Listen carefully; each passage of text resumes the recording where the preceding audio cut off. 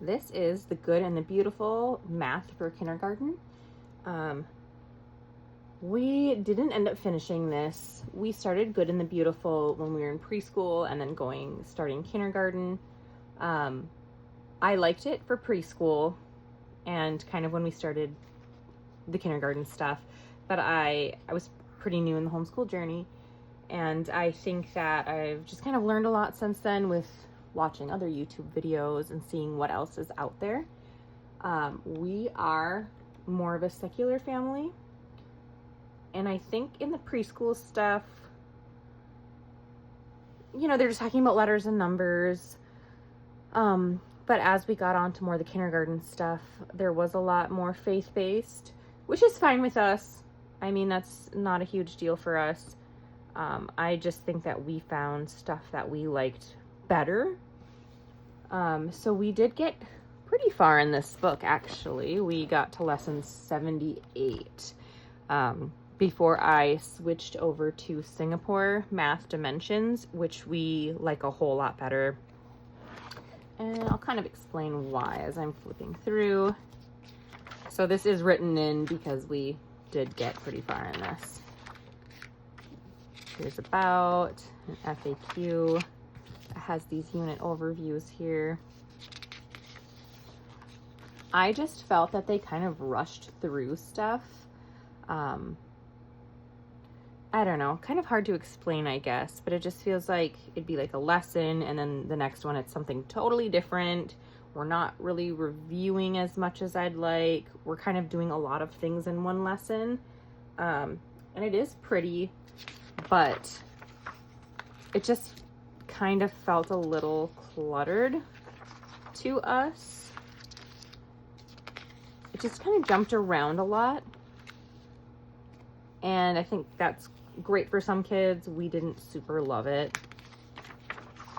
Like, it starts out so easy. It feels like a 1, 2, 3, and then it just kind of like jumps ahead so far so quick. And my son is really good at math. And we were still just like, I don't know. But Singapore Dimensions, we like a lot better.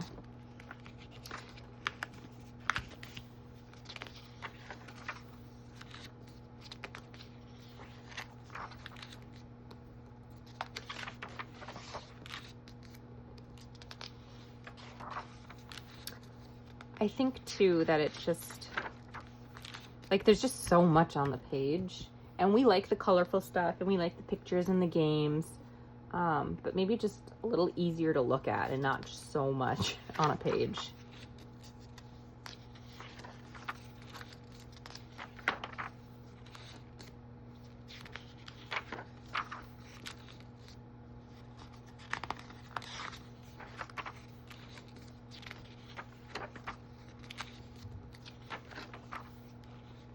And I probably should mention too, it comes with this little box that has all the counting sticks that you need and the little race cars. There's some games that have these little race cars, 2 little peg guys, and then these dice cubes here. We didn't end up using a lot of this stuff, but I think we'll probably use that stuff in other curriculums.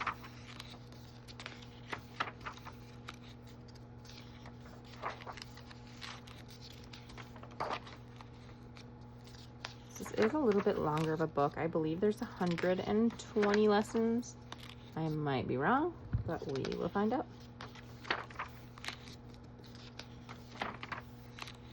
My son didn't really mind doing this, but he just was kind of so-so about it. He's like, all right, I guess let's do it and get it over with. Whereas now with our Singapore Dimensions math, he's a lot more willing to do that.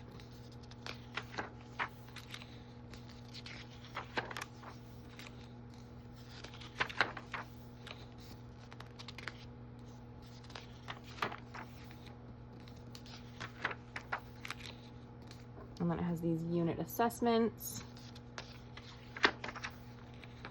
And then next is Unit 2, 41 through 80.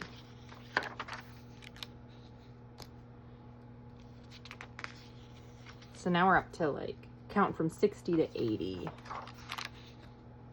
Numbers 20 to 40. So, I mean, it's fine. I just feel like it kind of jumps ahead pretty quickly. It feels like,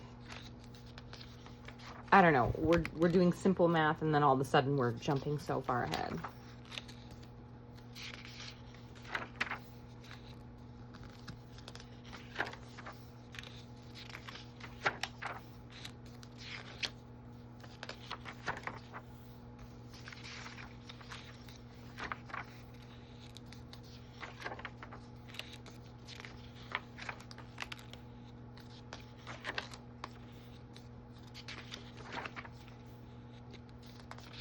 And it has some cutting activities, which is fun. We like anything where we can get out scissors or glue.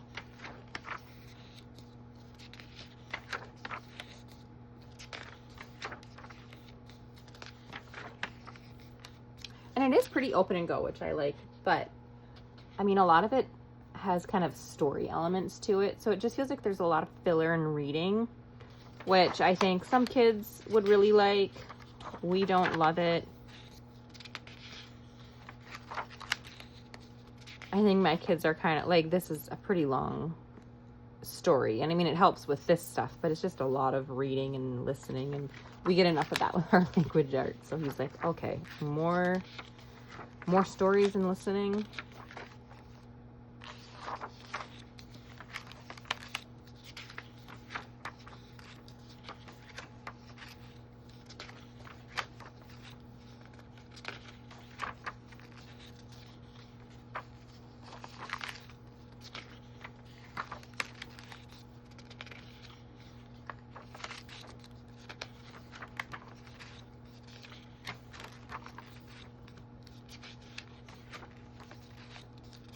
So this is about where we stopped and switched over. And we just jumped to first grade Singapore math because I feel like he had a pretty good grasp on all of this.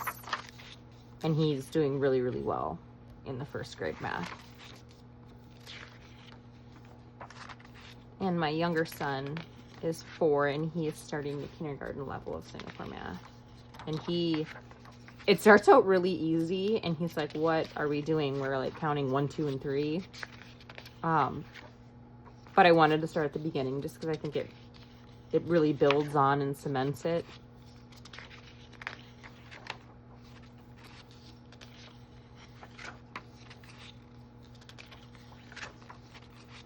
We do also supplement with Addition Facts That Stick by Kate Snow. And when we're done with that, we'll go on to Subtraction Facts That Stick. We have also tried Math with Confidence and Math UC. And we like them, and we kind of go back and forth a little bit. Sometimes we do a couple different lessons from each book a week. But our main one that we do every day is the Singapore Dimensions.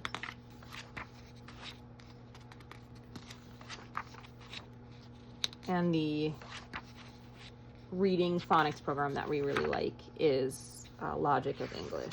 I super, super love that one for its phonics. I don't like it for the handwriting at all. But for the phonics part of it and learning to read, it is well worth the money, in my opinion. And I have, I'll be doing a video also of the kindergarten language arts from The Good and the Beautiful, because we did get about halfway through with that too. And also the preschool, The Good and the Beautiful. I'll have that as well. Those we did finish and we really liked. So I would recommend the preschool ones. Don't love the kindergarten ones. I'm not sure about anything after that though. All right, I think we are almost to the end. Lesson 120.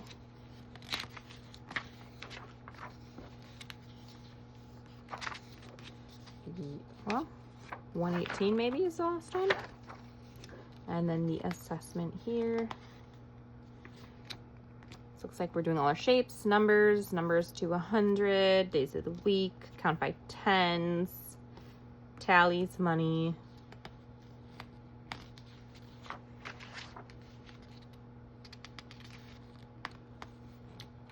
it teaches good things. I'm just not a huge fan of, I guess, their approach to it. But yeah, that is the book.